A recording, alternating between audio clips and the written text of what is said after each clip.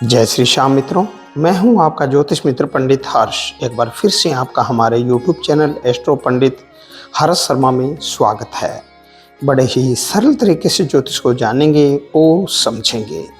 मित्रों, आज का हमारा चर्चा का विषय रहने वाला है रत्नों के बारे में।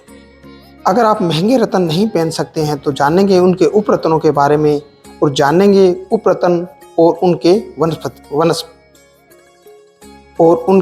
वनस्पति के बारे में। तो जुड़े रहिए हमारे इस YouTube वीडियो के साथ में अंत तक। आइए मित्रों, जानते हैं रत्नों के उपरत्न और वनस्पति के बारे में। मित्रों, ज्योतिष शास्त्र में रत्नों का महत्वपूर्ण स्थान है। ज्योतिष शास्त्र अनुसार प्रत्येक ग्रह का एक प्रतिनिधि रत्न होता है जो उस ग्रह के शुभ प्रभाव में वृद्धि करने एवं उसके अशुभ प्रभाव को कम करने में सक्षम होता है। जब किसी जातक की कुंडली में कोई शुभ ग्रह निर्बल या अस्त होता है तो उस ग्रह के बल में वृद्धि करने हेतु देवज्ञ उस ग्रह के प्रतिनिधित्व रत्न को धारण करने का परामर्श देते हैं। जबकि कुंडली के अशुभ ग्रहों के दुष्प्रभाव को शांत करने हेतु उस ग्रह के प्रतिनिधि रत्न का दान किया जाता है। रत्न विज्ञान एक बृहद विषय है जिसकी संपूर्ण जानकारी प्राय सभी को नहीं होती है।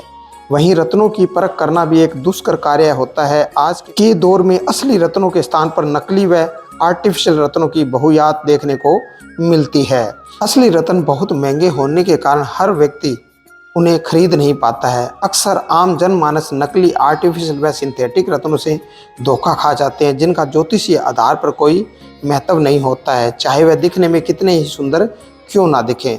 ऐसे में आम आदमी के मन में संशय होता है कि आखिर ग्रहों के बल में वृद्धि करने के लिए क्या किया जाए। ज्योतिष शास्त्र में इस शंका का बहुत ही सटीक समाधान दिया गया है। जब कोई रत्न किसी कारणवश धारण करना संभव नहीं हो तो उसके स्थान पर उस रत्न का उपरत्न धारण करें अथवा उसकी प्रतिनिधि वनस्पति का प्रयोग कर आप लाभ प्राप्त कर सकते हैं। उपरत्न का प्रभाव वास्तविक रत्न की तुलना में कम अवश्य होता है, किंतु होता अवश्य है। अब जनमानस के मन में दुविधा होती है कि आखिर किस रत्न का उपरत्न कौन सा है जिसे धारण कर वे लाभ प्राप्त कर सकते हैं। आज मैं आपको रत्नों के उपरत्न व उनके प्रतिनिधि वनस्पति के बारे में महत्वपूर्ण जानकारी देने जा रहा हूं। आइए जानते हैं कि किस ग्रह हेतु कौन सा रत्न प्रतिनिधि रत्न होता है एवं उस रत्न का उपरत्न कौन सा है, उस ग्रह की प्रतिनिधि वनस्पति कौन सी है। आइए जानते हैं। सूर्य का रत्न होता है माणिक, उसका उपरत्न होता है तांबड़ा। कंटकीज, आंख और आंख की जड़ वनस्पति। चंद्रमा, चंद्र। मोती, चंद्रमणि और खिरनी की जड़। मंगल का मूंगा, विद्रुम, संग मूंगी और जटामासी। बुध का पन्ने का उपरत्न ओनिक्स और विदारा की जड़। बृहस्पति का पुखराज, उसका उपरत्न सुनहला और केले की जड़ और हल्दी की गांठ। शुक्र का हीरा, उसका उपरत्न सफेद जरकन, सफेद ओपल और वनस्पति गुलर की जड़।